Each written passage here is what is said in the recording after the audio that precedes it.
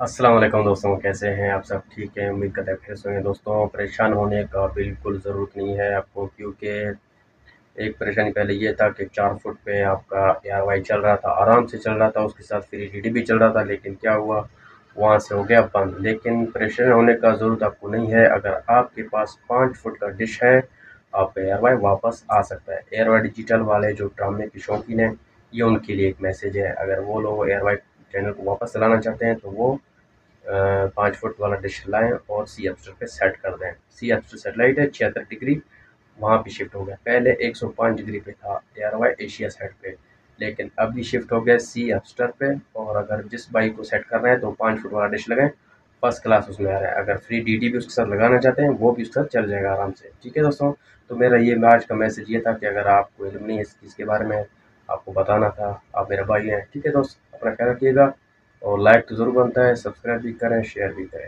अल्लाह हाफ़िज़।